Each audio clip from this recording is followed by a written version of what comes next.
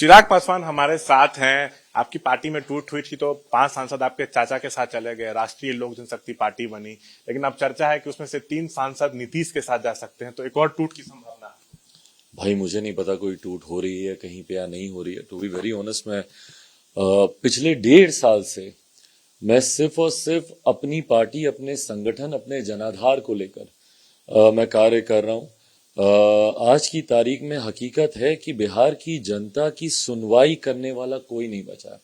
जिस तरीके से मुख्यमंत्री जी सिर्फ अपने मुख्यमंत्री बने रहने के चक्कर में सिर्फ वो मुख्यमंत्री का खेल खेल रहे हैं। 4 दिन मन करता है इनके साथ रहते हैं, 4 दिन मन करता है उनके साथ रहते हैं, 4 दिन मन करता है फिर इनके साथ आ जाते हैं। तो भैया बिहार की चिंता कौन कर रहा है? आज जहरीली शराब से बिहार में मौतें हो रही हैं, अपराध चरम सीमा पर है। और ये सिर्फ कहने के लिए एक पॉलिटिकल स्टेटमेंट नहीं है कि अपराध चरम सीमा पर है। आप बिहार के कोई जिला भाई मुझे बता दीजिए जहां पर रोज हत्याएं नहीं हो रही हो। पत्रकारों को टारगेट किया जा रहा है, बुद्धिजीवी वर्ग को टारगेट किया जा रहा है, व्यापारियों को किया जा रहा है, अनुसूचित जाति जनजाति से आने वाले लोगों को तो निरंतरता में टारगेट करके मारा ही जा रहा है। ऐसे में उनकी बात कौन कर रहा है? बाढ़ सुखाड़ से जिस तरीके से किसान परेशान है बिहार के, उनकी बात कौन कर रहा है? तो ऐसे में भाई मैं सिर्फ अपना काम कर रहा हूं। मैं जनता के बीच जाकर, आज मेरी सीमाएं हैं, मैं उनके लिए बहुत ज्यादा कुछ नहीं कर सकता। सिर्फ एक सांसद की भूमिका में हूं और एक विपक्ष के नेता की भूमिका में हूं। नेता विपक्ष नहीं, बट एक विपक्ष का नेता हूं, उसकी भूमिका में हूं। ऐसे में अपनी सीमित सीमाओं के साथ मुझसे जितना मन पड़ रहा है मैं वो करने का प्रयास कर रहा हूं। तो ऐसे में कौन पार्टी टूट रही है, कौन जुड़ रहा है, ना मेरा ध्यान केंद्रित है। मैं कल भी नालंदा में कार्यक्रम कर रहा था, वहां पे भी मेरा कार्यक्रम था। आज दरभंगा जा रहा हूं, तो सिर्फ जनता के बीच हूं। अब आगे किसके साथ क्या हो रहा है हमको नहीं। तो चाचा के पार्टी में टूट होती तो क्या फिर से चाचा और आप साथ आ सकते हैं? कोई प्रभु नहीं, प्रभु आप बताइए। सूरज पश्चिम से उगेगा पर तब भी हमारा कोई रिश्ता नहीं रहेगा। ये बयान किन लोगों ने दिया? तो जिन्होंने ये बयान दिया, सूरज पश्चिम से तो उगा नहीं ना, तो इसलिए कोई संभावना। अच्छा, उधर सर दिखाया गया है कि एनडीए से अब नीतीश कुमार नहीं है, तो क्या आपके एनडीए में जाने की कोई संभावना भी दिख रही है या अभी आप अपने पत्ते नहीं खोलेंगे?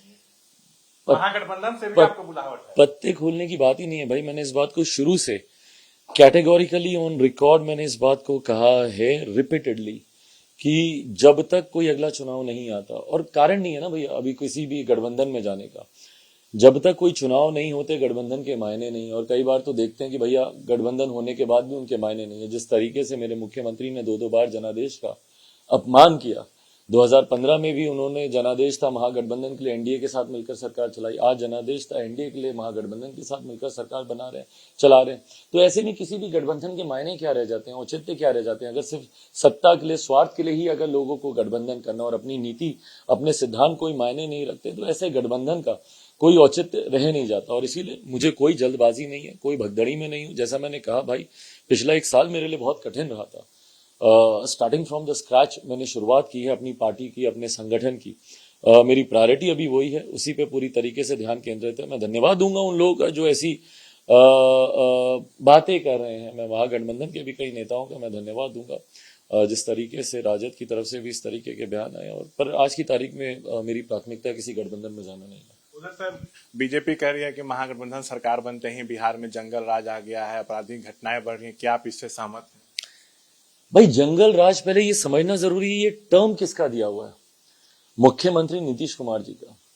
भाई मेरी उम्र का युवा या मुझसे छोटी उम्र का युवा, starting from the first time voter, मान लीजिए आज जो 18 साल का लड़का, 20 साल का लड़का है, 25 साल का लड़का है, 30 साल 35 साल का लड़का, उसको नहीं याद होगा। 18 साल वाले को क्या याद होगा कि 15 साल पहले क्या हुआ था? जब वो 3 साल का 4 साल का होगा, उसको क्या याद होगा कि 15 साल पहले क्या था?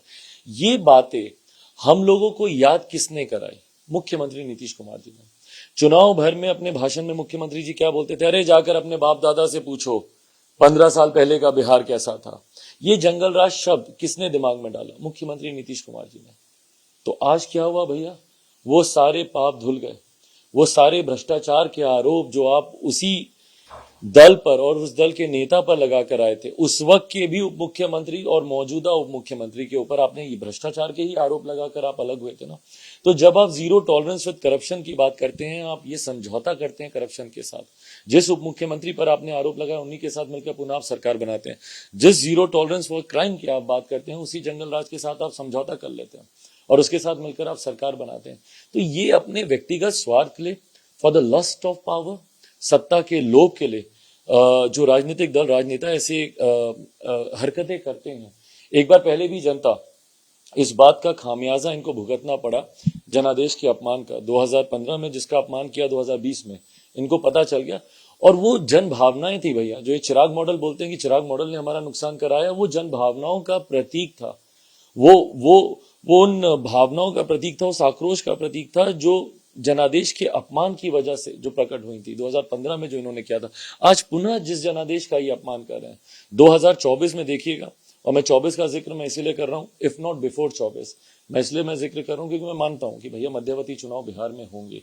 ये महागठबंधन की सरकार भी कम से कम 2025 तक तो नहीं चलेगी, जो तय समय है इस सरकार के चलने का, वहां तक नहीं चलेगी। और मैं मान के चलता हूं कि अगर पहले नहीं हुए तो लेट से लेट भी लोकसभा के साथ ही बिहार के विधानसभा के भी चुनाव होंगे। एक आखिरी सवाल, विजय सिन्हा स्पीकर थे, उनके खिलाफ नो कॉन्फिडेंस मोशन दिया है, लेकिन वो इस्तीफा नहीं दे रहे हैं। बार बार मांग किया जा रहा है जदयू राजद की तरफ से कि आप इस्तीफा दीजिए, बहुमत आपके साथ नहीं है, तो क्या विजय सिन्हा को इस्तीफा देना चाहिए? देखिए, वो उनका अपना निर्णय है, उनको इस्तीफा देना चाहिए नहीं देना चाहिए।